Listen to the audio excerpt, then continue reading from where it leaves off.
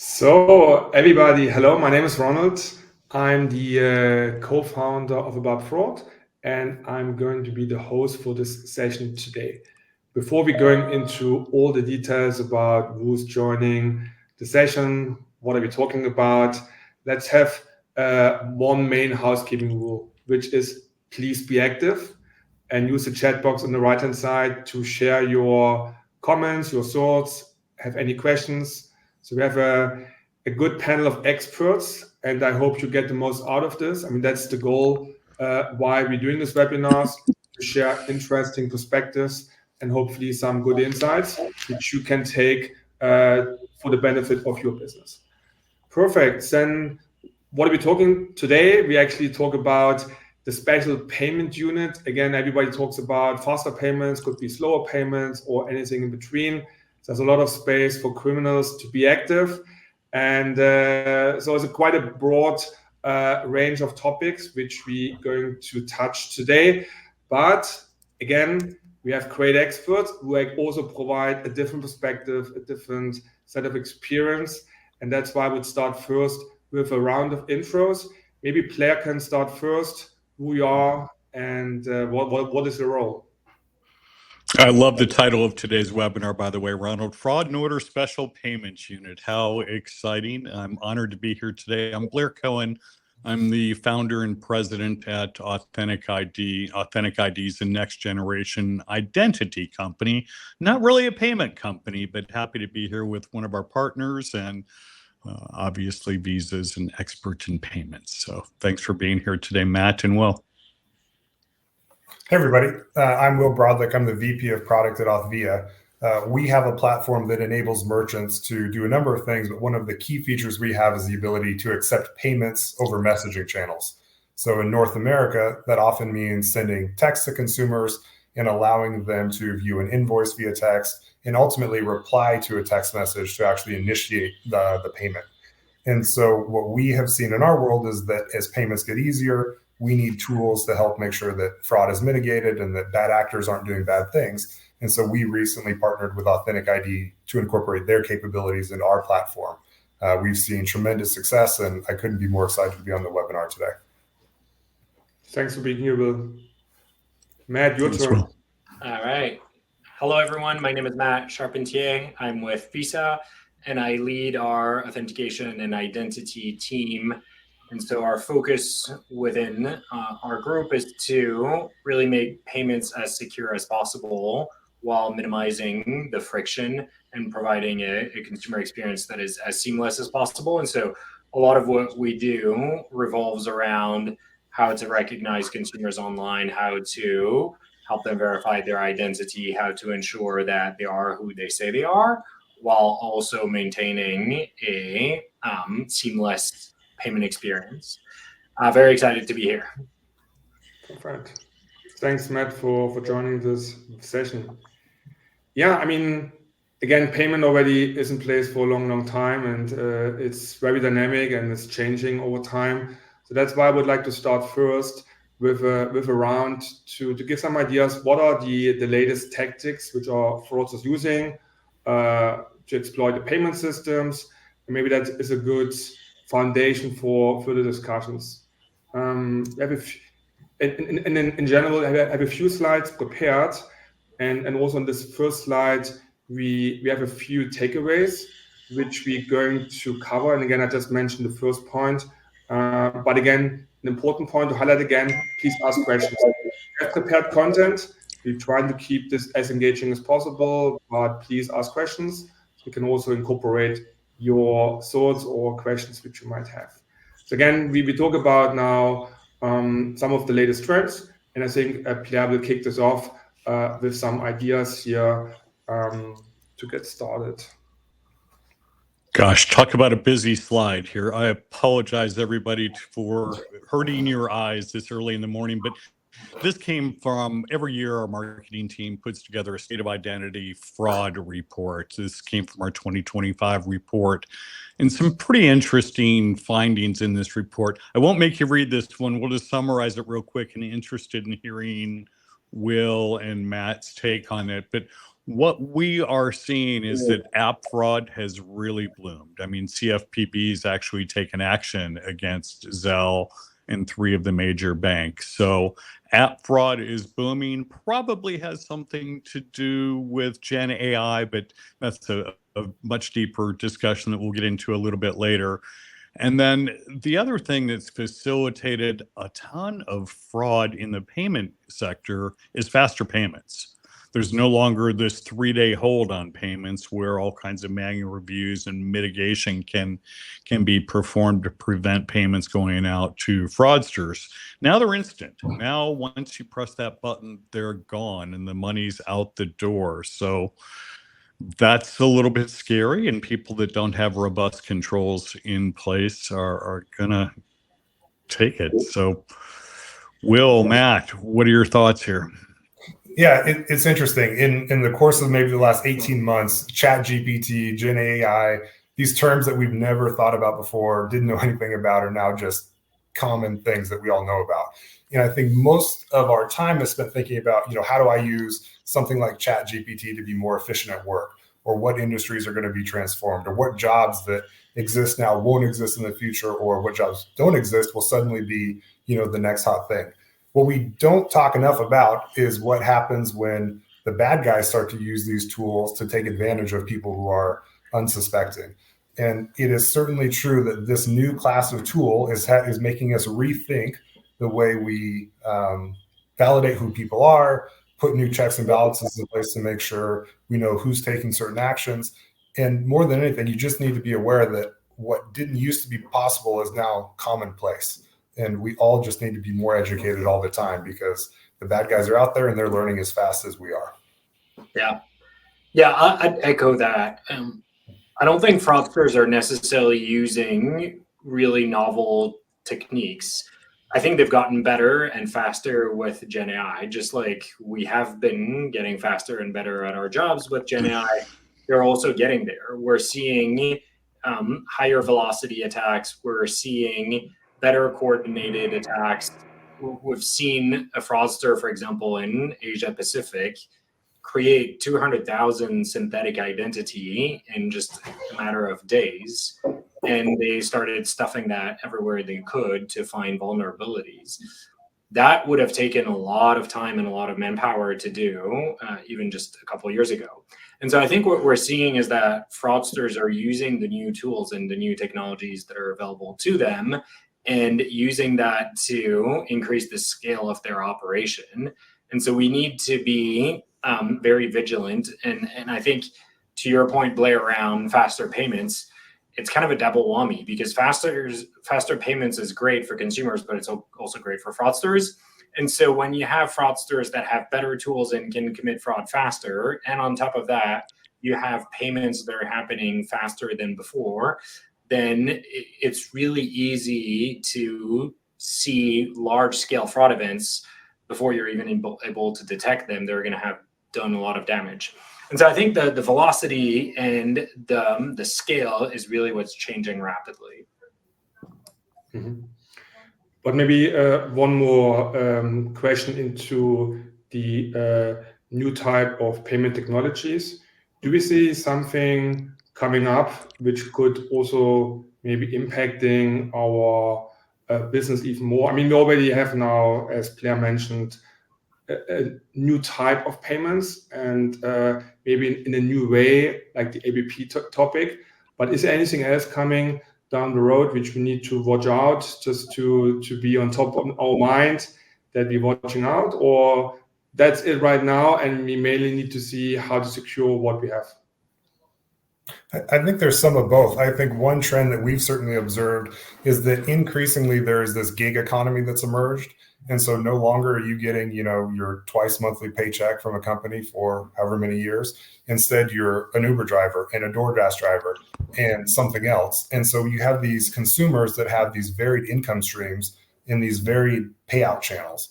And if you're a bad guy, that just creates more and more opportunity, because at the end of the day, it doesn't really take that much money for a bad person to have a big impact on someone's life. And so I think the variety of payment channels that exist now are just so much more verbose than what they used to be. There's a lot more areas that we need to secure. Yes, 100%. I think the lines are blurring a little bit on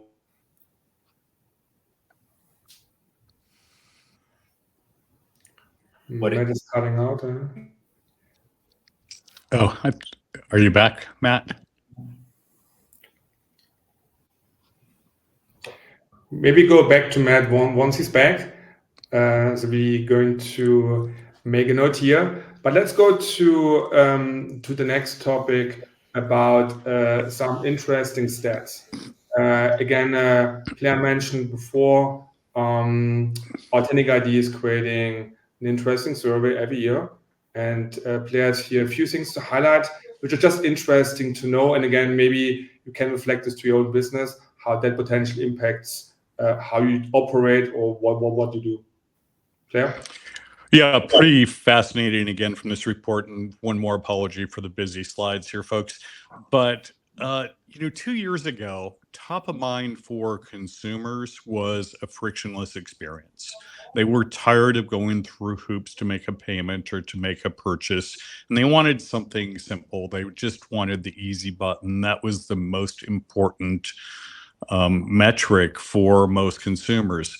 And this year is the first year that we've actually seen a shift. Now we've seen consumer sentiment move to where they're more concerned about the security of their money and the privacy of their data. They no longer consider a step up for a payment authentication, for example, to be an intrusion. That isn't friction. In fact, they grow to appreciate the merchant even more because they're being challenged. They know that that merchant then has their back. So I'm excited to see consumer sentiment move and change a little bit, in my mind, in the right direction. Yeah, absolutely. I mean, I think Uber is probably the best example or most recent example of an app that sort of transformed an industry, and where a core pillar of the transformation was around how they changed the payment experience. It became so easy to put a card on file, and when you get out of the car, you just pay. And it is just so seamless. Your card never comes out of your wallet. You don't have to have a strange exchange with the driver. You're just in and out. But some of us have had the really frustrating experience where somebody gets a hold of your Uber account, maybe a fraudster, or maybe it's just one of your kids. And all of a sudden, that really easy experience, suddenly you're paying for someone else's drive. And so the seamless nature of this, like we've been saying, is a double-edged sword. And the pendulum is just swinging back to say, okay, we'll make it easy, but there's got to be some checks and balances in place to make sure that the wrong people aren't doing the wrong things. Yeah, no, 100%. And we're seeing the same trend across our network. Consumers are expecting higher security, and they understand that this sometimes comes with added friction. The thing that I think we're still trying to wrestle with is that there is a very big nuance by region. I think consumers in the European Union are used to having to go through additional checks before they can pay. Similarly, in India and other parts of the world, it is the expectation that you're going to be challenged before you can submit a payment. That's not the case in the United States. That's not the case in many parts of South America, where consumers are expecting a completely frictionless experience. And so the balance that we need to find between fraud and friction varies a little bit by region, by consumer expectations, and it makes it even more important for us to really fine-tune our ability to add the exact right level of friction depending on the consumer and the context, because otherwise we're going to lose that balance or risk losing the consumer if we don't apply the right level of friction. So it's rapidly changing, but it's not changing uniformly across the globe. We're seeing pretty stark differences in what consumers are expecting now. The other thing that I'll add is that this mostly thinks about business to consumer transactions, which, as we've said, in recent years have gotten increasingly easier. There is a current trend now to take some of that same ease and convenience into the B2B world.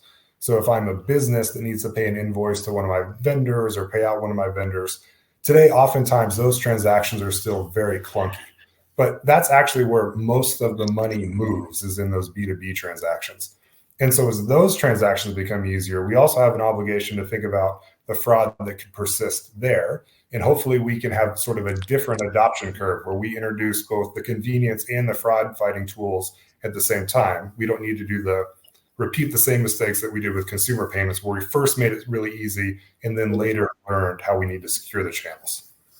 Yeah, 100%. And I think it's really important because fraudsters are rapidly moving in that space. We've all seen the case in Hong Kong, I believe, where employee was spoofed and thought that he was on a conference call with the CFO and a bunch of other employees of the company, when it turned out to all be a deep fake, and it cost the company millions of dollars. And so I think B2B payments are increasingly targeted by fraudsters. And so we absolutely need to secure that. Maybe one question to Will. From your experience, is the bigger trouble right now in the account opening on the merchant side, or more on the account takeover side once the merchant has funds? So actually, it's a bigger pot to take over this account and changing the payout details to cash out. Yeah, and I'll be interested in Matt's feedback. I came into the payment space in kind of, the 2010, 2012 type time frame. And so at that time, there were a few things going on in the payments industry that have sort of shaped my perspective on this. One, that was as the internet was starting to explode, and all of a sudden e-commerce was becoming the prevailing channel for many payments to occur. And of course, as you moved into the e-commerce world, there is a variety of fraud things that come with that. The other thing is that we weren't really that far removed from 9/11, and I'm sorry to take a dark turn here, but 9/11 really marked a change in the payments industry where it became clear that we have to be sure around who's moving money, at least in the United States, because even a small amount of money taken out of the economy when used for something bad, it just doesn't take that many dollars to fund a really bad event. So at that time, the merchant processing industry was kind of dealing with how do we better onboard merchants in a way that is relatively frictionless, but we know who these people are. And so the combination of underwriting practices and needing this new payment channel has always led me to think a lot about how do we prevent fraud when people are opening accounts, because that's one of the first places fraudsters go. Is let's set up some online store, and maybe real or is likely fake, and we're going to funnel money into an account, and then we will use that money for something bad. So that is an area that I spend a lot of time thinking about. It is certainly also the case that even after those accounts are set up, there is still authentication that needs to occur to make sure that those businesses haven't changed hands, that the money is not moving into a different account. So that's kind of an ongoing KYB. I think that's kind of topic which we see that is not just once and forget, but the UBOs can change, or certain activities, chargeback rates can change, etc. So that's definitely an interesting topic, which often looks more like daily business, but there's a lot of risk involved if you're not doing it right, especially with the rise of all the marketplaces, where you have this kind of model that you take money as a marketplace, but then you pay out across the world to all kinds of suppliers, which you could not really validate to every detail always in every market. So I think that's sometimes a big challenge. Still interested in Matt's thoughts, but just to chime in on Will's thought there, where the big vulnerability is in account creation. Account takeovers this year, according to our report, were up by 242%, which is pretty shocking given the dent that we feel like we're making with all the advent of new tools and policies and procedures that we put in place over the last few years. To see it rise that much when we've seen 100% increases every year for the past few, pretty shocking. So this problem isn't going away too quickly. Yeah, it's getting worse. Yeah, I mean, it's a game of whack-a-mole. Whenever we protect one part of the ecosystem, the fraud moves elsewhere. And so as we started securing the transaction and then the payout, then fraudsters moved upstream to account opening. And as we started securing merchant onboarding, and to your point, post 9/11, a lot of the merchant checks, then they moved elsewhere. And so at Visa, when we deploy new security, authentication, or identity tools, we know that it's going to work. But the main question we're asking ourselves is, okay, where are the fraudsters going to move next? Because that's what's going to happen. And we know that they're going to go somewhere else. And so we tried to identify the next vulnerability and where they're going to go next, and what is the next point that we need to secure. And we're trying to move there before they do, because we know they're going to get there. It's not like they're going to give up. So I think it's really important to take a holistic view of the ecosystem and really try to understand where is the next vulnerability, where is the next weak link, because that's the next one that's going to be targeted. And as we continue to evolve, I think you're 100% right. Account takeover is going to continue to grow because that remains a weak link, and there's a lot going on right now from an authentication standpoint to try to secure that, and so fraudsters are going to move somewhere else. And so it's a never-ending battle, and the best thing we can do is really try to stay ahead of the game, while at the same time continuing to make sure that there is easy access to the payment system. And I think we've done a really good job with that. One of the big differences maybe compared to 9/11 is that 20 years ago, a merchant was usually a very established business with like either an incorporated business or an LLC. It was a full-time activity for the most part, and they had to go through an acquirer. It was a fairly long process, but it had a lot of checks built in. Fast forward to today, everyone is a merchant.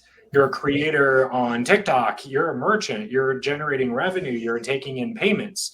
Your kids do a lemonade stand, they have a dongle on their phone that allows them to accept payments, they're a merchant. And so that has completely blown up the definition of who is a merchant and who is a consumer. You end up having consumers that are merchants one day and then consumer the next day. And that creates a lot of opportunities for people. It also creates a lot of challenges for us on the fraud and security side. And so we're trying to take a very holistic view of how all those things move together, because I think that's the only way you can truly stay ahead of where the fraudsters are going to go next. Mm-hmm. And I think Kristen in the chat box made a good comment. Of course, we can implement all kinds of tools and technology, but how do you make sure the consumer behaves as they should, especially nowadays with all the scams and all social engineering? Of course, it's not easy. I think no one really identified the golden bullet here, how to involve, educate the customer in the most efficient way. And that looks right now, as Ed mentioned, fraudsters moving. And if companies stacking up technology to identify the fraud, maybe the customer is the next one because they don't have technology to detect a scam, as an example. Any major thoughts around this? How, or any advice or any findings or anything what we can give back to Kristen or to the audience, this topic? Education's always tough. I think I've seen people are clicking less. Maybe the phishing schemes are less sophisticated, but I don't know. I've seen an improvement in the quality of the phishing schemes as well. But I think people are clicking less. What concerns me a great deal is the Gen AI scams. I mean, they're just so realistic to anybody. You can be fooled into thinking that somebody's a city over when they're 3 continents over, and they're sounding completely different than they really are. And it's very believable. And those tools have gotten in the hands of 12-year-olds. You now no longer have to have a great deal of technical expertise, like the Hong Kong scam. Matt, that one wasn't easy. That took some skill.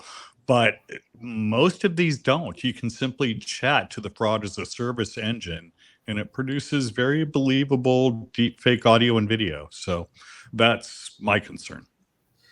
And I think you're right. Education is really hard, and we can't expect consumers to be fraud experts. And by definition, consumers are going to be vulnerable, and there are specific segments of the population that are going to be even more vulnerable, like older people. And so we can't rely on education to fight fraud. We do need to continue education, and we do need to make sure that consumers have the tool to recognize fraud. One of the things that I believe is really important is predictability. If you train consumers to consistently expect a certain behavior or a certain set of checks or a certain experience, they're going to be better at detecting when that changes. And I think that's important. And that's what, for example, what the banks are trying to do. They're saying, hey, we never contact you directly to ask you for your information. Never. We just never do that. And so they're training consumers to expect a certain experience or to be on the lookout for a certain fraud attempt. And if you create that consistency, that predictability, then the message gets a little cleaner, because you can say, if you see this, it's fraud 100% of the time. The IRS does the same thing. They always say, we never contact you. We never ask you for an OTP on the phone. Like, they really try to have a very black and white answer to, if you see this, then it's fraud 100% of the time. That's I think the best way we can start educating people to recognize fraud, because it's always going to be an afterthought. Like, no one, like, except for this group here, no one is waking up every day thinking about fraud and how it's going to happen. And so I think predictability is really the key in educating consumers and training them to help us. Solid point. Very good point, yeah. Thanks for sharing. Let's move to the next busy slide. And again, we talked about a few times about deepfakes and synthetic identities, etc. And again, this is more a placeholder that we're trying to see how these different type of tactics are used on scale. I mean, Matt mentioned before, in the past, certain things were so much more complicated, took so much more time and knowledge. But when we talk about today, a lot of things are out of the box available, or certain tools are available, or fraud as a service, etc. So it makes the life easier for the fraudster to act on scale and just trying to find different loopholes in different organizations to still make enough money to really do this kind of business.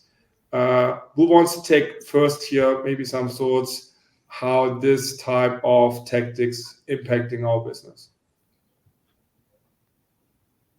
Yeah, I'll dive in real quick. No, go ahead, Will, please. No, or who was going to? One that, Matt just brought up that I had not thought much about. One of, the deep fakes, or it's often called cheap fakes now, because it is so easy to do this. It's so fast and it's almost free to create these things. But the use case that I never thought about was a bad actor using a deep fake to create a fictitious consumer profile and then opening up a new credit card or some other financial vehicle. And the banks have just had to get really smart really fast, because all of a sudden they were approving credit lines for a fake person for, several $1,000s. And then they had no recourse to get the money back. And then, of course, who knows what the money was used for in the first place. So that whole thing is one I hadn't been exposed to. But the more I think about it, the more I am concerned about that problem. It's prevalent. Yeah. Super prevalent. I guess I'm not surprised to see a dramatic increase in audio deepfakes, video deepfakes. I've seen the quality of the tools. I've seen the cost of the services come way down. I mean, 200,000 identities. You can now buy an unlimited subscription to some of these fraud as a service engines. I think that's $1,500 for some of the better ones. So 200,000 identities for $1,500. We can all do the math. The one that surprises me and kind of scares me a little bit here is the synthetics, where we haven't seen a lot of movement between 2022 and 2024. It's pretty static.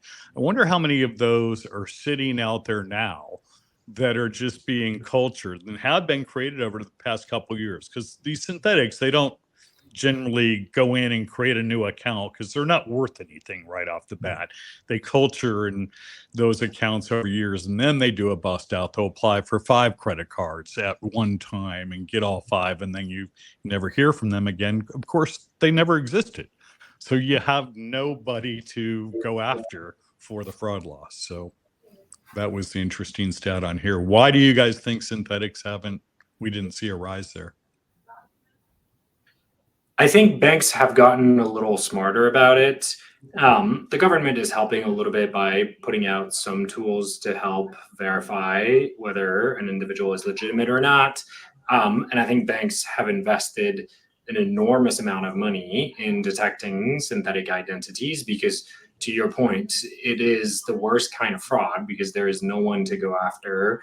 And you see very dramatic bust outs. They usually combine different types of fraud. They create their profile, they groom their credit history using authorized user piggybacking, and then they open accounts with higher and higher credit limits. Then they make a bunch of purchases, they dispute those as if it was a fraudulent transaction on the card, they get refunded, they go at it again. If you add check kiting to that mix, you can have really nasty fraud events that are in the hundreds of thousands of dollars.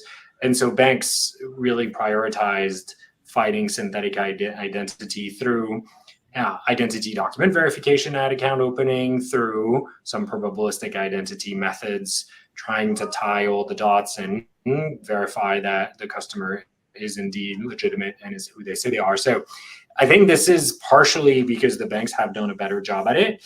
And I think it's also partially because the other types of fraud are becoming easier and more lucrative for fraudsters. And so they're always looking for the path of least resistance.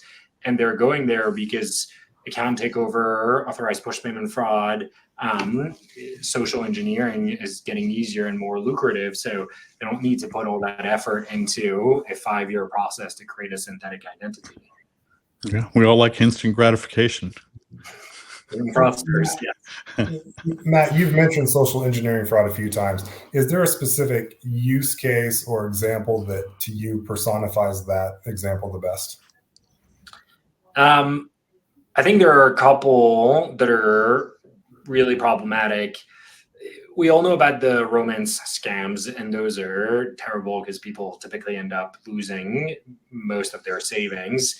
And that is still prevalent, and it's still a hard one to fight because consumers do really believe that there is someone else on the other side and they are authorizing the payment. If there is nothing we as a payment ecosystem can do to prevent that other than educating consumers, because the consumer is there, they can authenticate themselves, they are the legitimate owner of the cardholder, they're in their right mind, they're acting independently. And so there is little we can do from a systematic standpoint to detect and block those transactions. And so what we've done there is we've invested in trying to recognize those scams real time so that we can elevate the level of alert with the people who are trying to push that payment.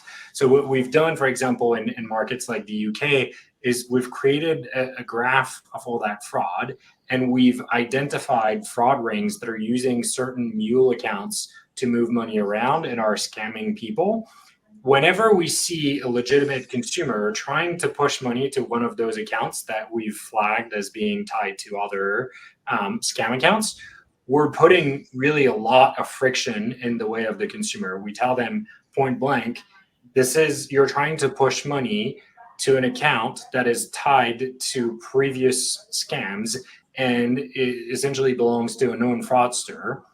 You're going to need to go to a branch if you really want to do that, because we're trying, the subtext is we're trying to protect you against yourself because you're about to make a really bad mistake.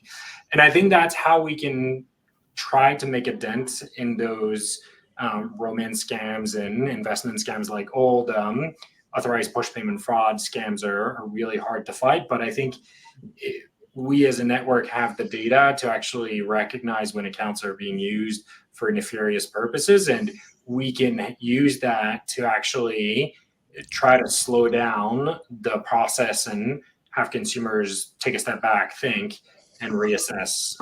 And so we've been doing that. We've had really good success in markets like the UK, again, doing that. And so we're trying to expand that and push that to additional use cases because it's a real big problem.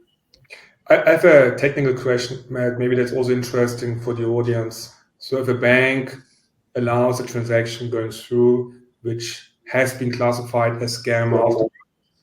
Do you get this information as a card scheme that specific transactions are, let's say, related to scam? Or how would you get the feedback that you can build your models and building all this, what you just mentioned?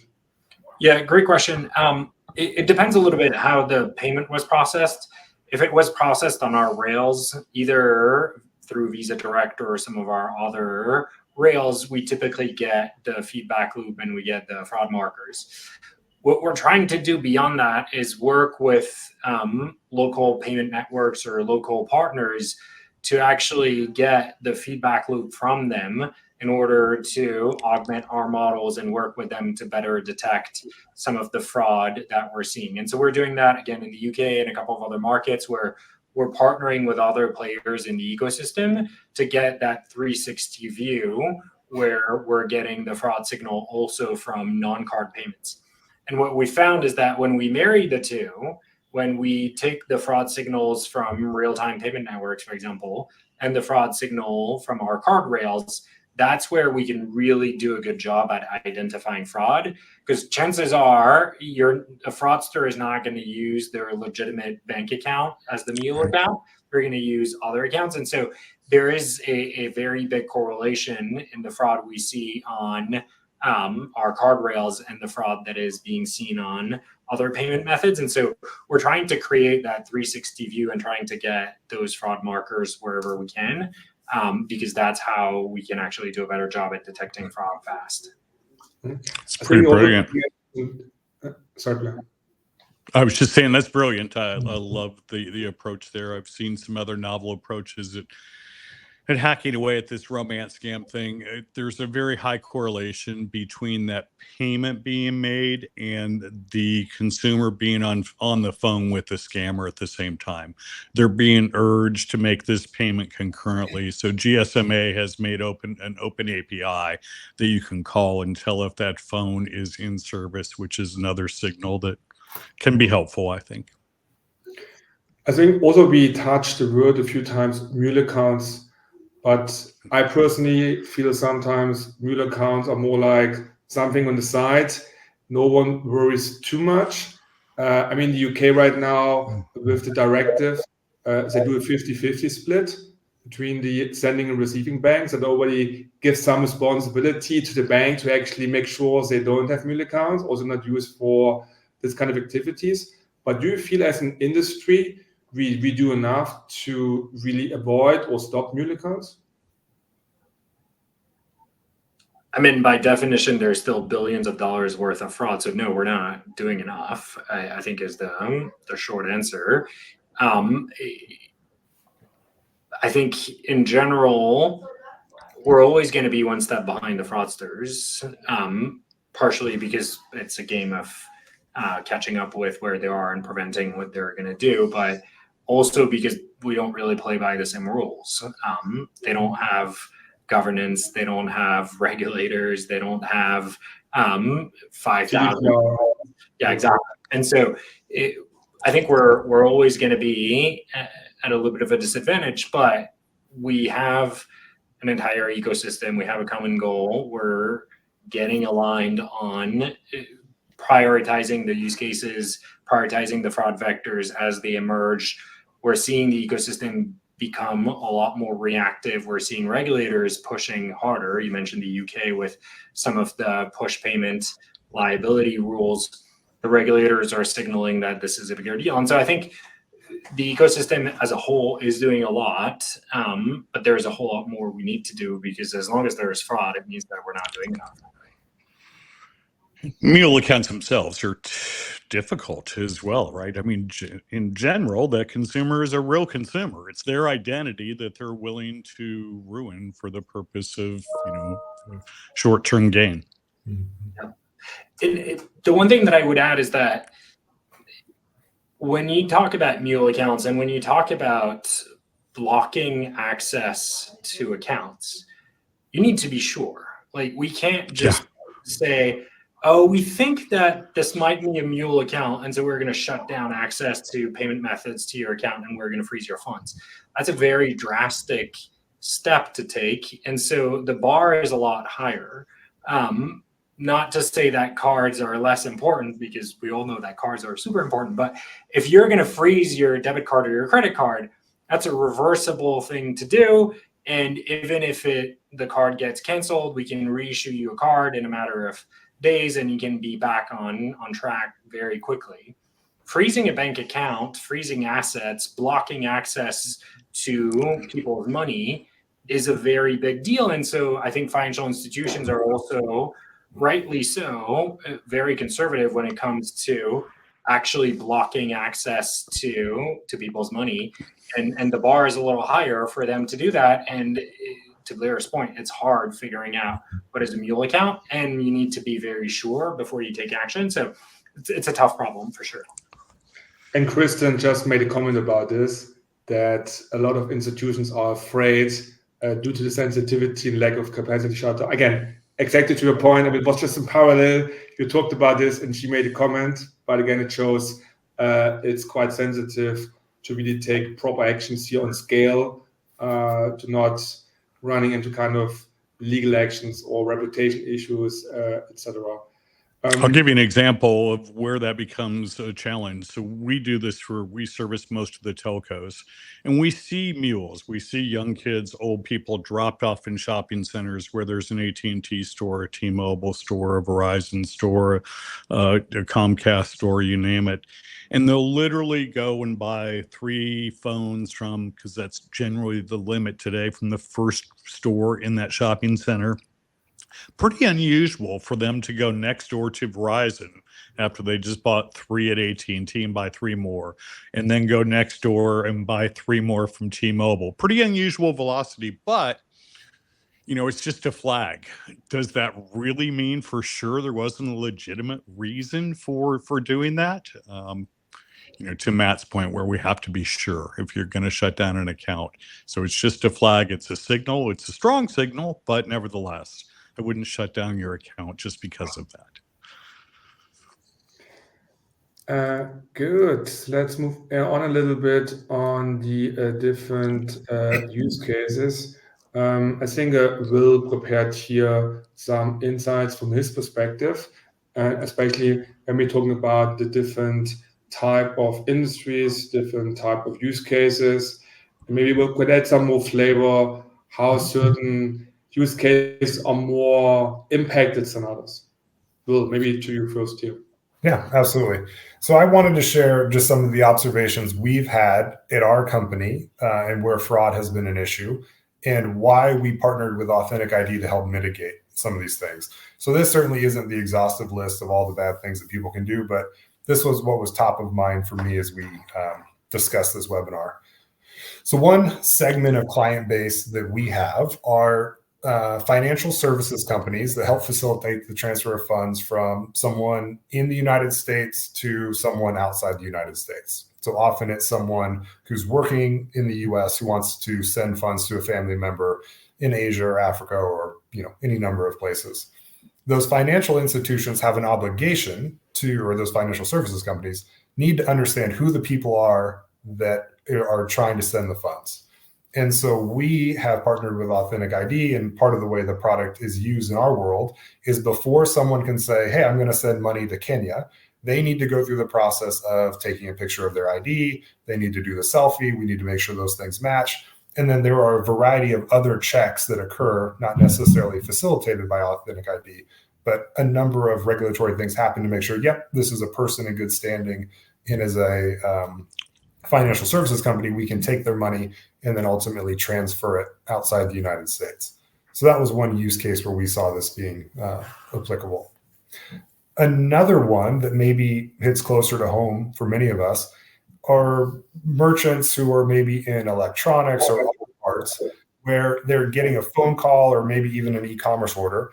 Someone is buying something expensive, like maybe it's an engine for a car or a big screen TV, something like that. And they're using stolen credit cards to make the purchase. The bad actor then gets the thing. The real card holder sees this charge in their statement and says, what the heck is this? And they issue a chargeback. And meanwhile, the merchant's left holding the bag, and then the bad guy just takes the car part and resells it for cash, later. And so you've got these merchants that are being taken advantage of, and using a tool like AuthenticID where we can essentially make sure that we take the picture of the buyer and their ID and make sure that what's on that ID matches both the payment method that's being used and the shipping address for the thing. And in extreme cases, matches the telco information we're receiving about the owner of the phone line who's doing this transaction. If we triangulate all of those things, we can often identify when something looks suspicious and either cancel the transaction outright or at least put some more checks and balances in place before that merchant unknowingly gives that good to someone else. A third thing that we see in our world is around payouts. So Visa has a really, really awesome tool called Visa Direct that allows you to send money from a merchant's bank account to a consumer's debit card. And what makes this so cool is that money is available to the consumer in a matter of seconds. And so there are a variety of use cases for within gaming, within insurance, within property management, within like pawn shops and resale, where it makes a lot of sense to send the consumer money really quickly. But you want to be sure that the person you're communicating it with is who you think they are. And so putting, again, that ID verification piece in the middle before the funds are sent are absolutely critical, because it's really hard to get that money back after they've been submitted. And then the last thing that we see is this payment account takeover thing. And this isn't so much at our company, but more as just a general payments thing, where a legitimate business will set up a payment account. They will run it successfully for months or years. And then it usually isn't someone, in a faraway land. It's, Mike in accounting that will change the bank account tied to the merchant processing account and start to skim payments into their own bank account rather than the merchant's account. And if this is someone at the company, someone working in back of office, they may know around when payments are expected, how reconciliation works, and they can easily hide the fact that not every transaction went to the business. And so there's a real need within the processing ecosystem to make sure that when changes to payment accounts occur, that the right checks and balances are in place to make sure that it is legitimate and being done by the owner of the company, as an example. So again, there are a million more use cases. I'm sure Matt has a few more for us, but these are areas that we saw up close and said, hey, there's got to be better tools to be put in place to mitigate these things. Thanks for sharing, Will. Those are big ones for sure. I think one of the common themes here is that there is no silver bullet. And obviously, we're never going to be able to find that silver bullet. So it's always going to be a combination of verifying consumers' identity, like you mentioned, and you guys are doing that. And I think we need more of that. We need better ways to verify consumers' identities. And there are a lot of companies, including you guys, that are making progress on doing that at scale. And I think we need to definitely rely on that, because that's one key vulnerability point. The other thing that I think we need to get better at as an ecosystem is better data sharing. I think I saw a comment in the chat about that. The reality is that as an ecosystem, we have all the data we need to combat fraud very effectively. The problem is that that data today is siloed. If you take the example of a very simple payment, that let's say we take the second example here, you're trying to buy something online. The merchant will have a very rich data set on who is trying to buy that TV or that car engine. They're going to collect a lot of information on the device they're on, where the IP is coming from. They're going to have a lot of history about that customer. If they shopped before, they're going to know a lot about that customer. In turn, the bank of the merchant is going to know a lot about what merchants typically process in terms of transactions. Is it a lot of transactions early in the morning, late at night? What is the average ticket size? Like, they're going to see all of that data as super rich data. Then we, as a network Visa in the middle, we see some of that. We'll see the transactions that are flowing through our network. We'll be able to recognize whether that specific transaction for that card holder is out of pattern or not, whether there is something fishy about that specific transaction. But we're relatively blind to the other signals that the merchant collected. And then if we move to the bank that issued the card, they see yet a different data set. They have very deep customer data on who the customer is. They verified the customer when they opened the account. They have all their banking information. They have a lot of data that they don't share with us, and we don't share the data with the merchants, and the merchants don't share the data with us. We're not sharing data. And so that is a huge problem, because if we put those data sets together, we can fight fraud a whole lot better. And so one of the things that we're pushing for at Visa is data, and the ability to exchange data real time so that we can fight fraud better. So we're launching a couple of products soon that will essentially allow merchants and banks to communicate real time about the transaction that is happening. And that's going to allow the ecosystem to do a much better job at understanding whether a transaction is suspicious or not. And if it is, then we can take the next step and do identity verification or add some friction. Because the reality of our network is that we can't do identity verification for every single transaction. No one is going to be willing to show their driver's license when they want to buy a $10 toilet paper at Amazon. That's just not going to work. And so we're going to need to figure out a way to do better real-time data sharing so that we can start making a dent in that. And we've done some pilots. It works, not surprisingly, like better data equals better fraud protection. So, it works. And so we're going to be rolling that out more broadly, because we think that it's one of the ways to actually help defend against fraud. Such a solid point. I mean, we're hamstrung. I mean, you talked about whack-a-mole earlier and how we're always a step behind the fraudsters. They have this capability today. They talk to one another. They help one another. We're very siloed. We have to keep all this PII private and separate. It would be a game changer if we were able to. I love what you guys are doing, Mac. Can't wait to hear more about this initiative. It is the answer.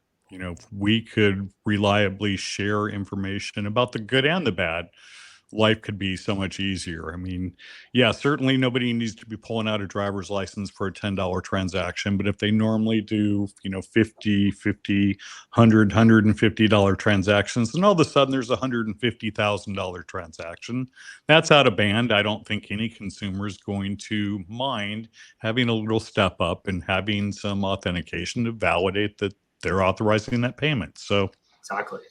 Yep. Yeah, 100%.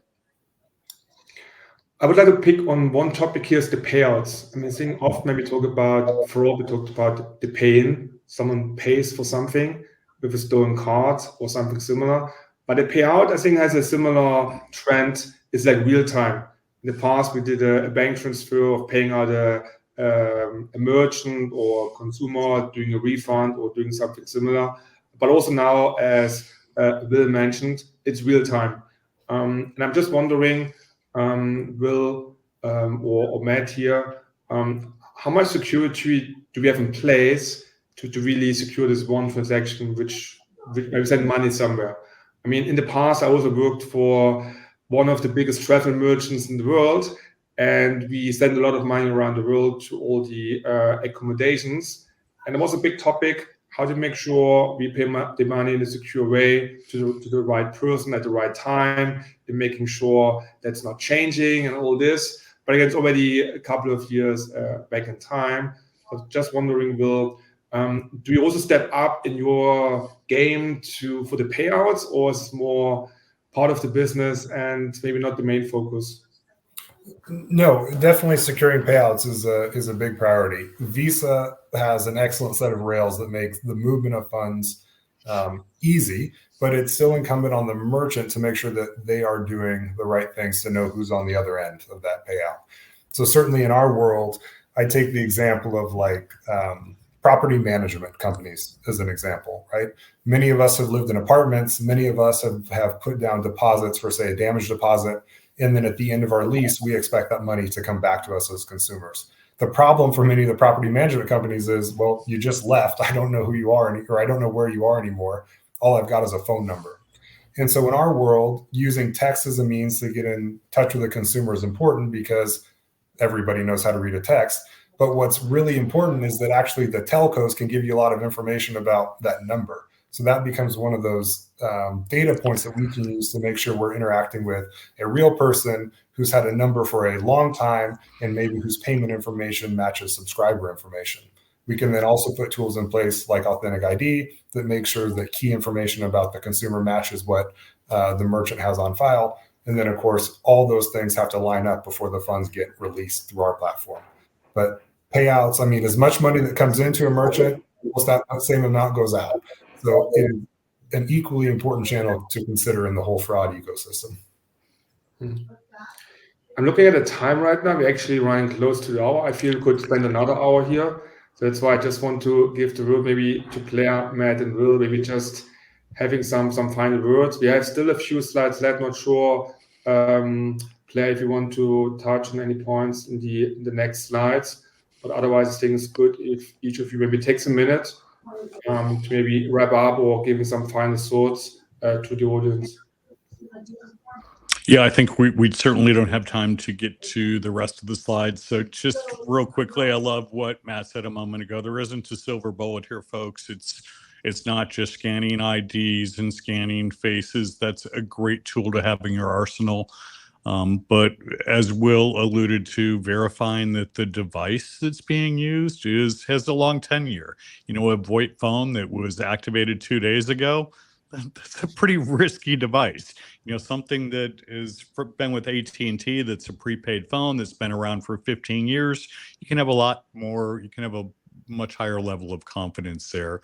So looking at the device and knowing its history, looking at the behavior. I love behavioral biometrics. I'm a biometric freak, so I love to see the patterns. And when you see unusual patterns for login or authentications from a user, that's another signal.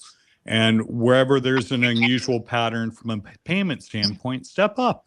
Use biometrics from a step-up standpoint. Knowing the device is good is great, but the device is always in the right person's hands.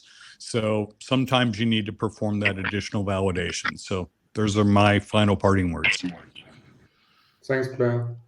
Maybe Matt, to you, maybe kind of a final summary in a minute, any kind of final recommendations for the audience? Can you guys hear me okay? Because I think I had a technical issue. Okay, good. Yeah. Maybe I'll try to leave on a happy note. Fraud is a very depressing topic if you spend too much time looking at what's happening. But I also see a lot of positive momentum. For all the Gen AI that is being used to create deepfakes, there's also a lot of Gen AI that is being used to create a very streamlined identity verification process. And we're seeing a lot of new solutions that are really powerful in helping us.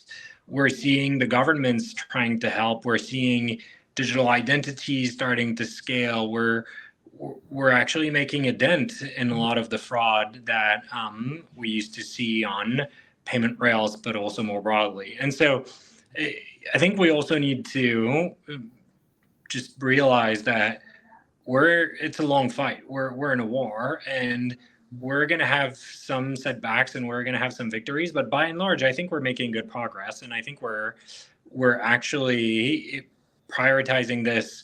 There is realization across the ecosystem that this is important, and we're pulling all the stops to actually stop the fraudsters. And so I want to make sure that we're not just saying, oh, everything is doom and gloom and we're all going to have fraud on our account and soon. I don't think that's the case. I think we're actually making progress, and there's a lot of investment in the space, and fraud is now an area that is important, and a lot of people want to work in fraud. It wasn't cool 10 years ago. No one wanted to be a fraud analyst 10 years ago. Digital identity was not even a word 10 years ago. And so we're making progress. I feel pretty optimistic about the direction of travel. Thanks for this positive words. Yeah. Will, any last comments from your side before we... I think just that I applaud everyone who attended today. I think the hardest part about solving a problem is defining it. So just that this group is spending an hour to learn more about this so that, you know, in our small part of the world, we can do something to mitigate fraud is a big deal. And so I thank everyone who attended and all the panelists that provided insights. Yeah, I mean, also, again, good point, Will. Thank you to three of you. Thank you to the audience being here and also asking many questions and making comments. Again, it's a marathon. We're not going to finish this tomorrow, and hope to see you maybe in another webinar, learning more about another topic. So again, keep fighting for the good and have a good day. Thanks for joining. Thank you.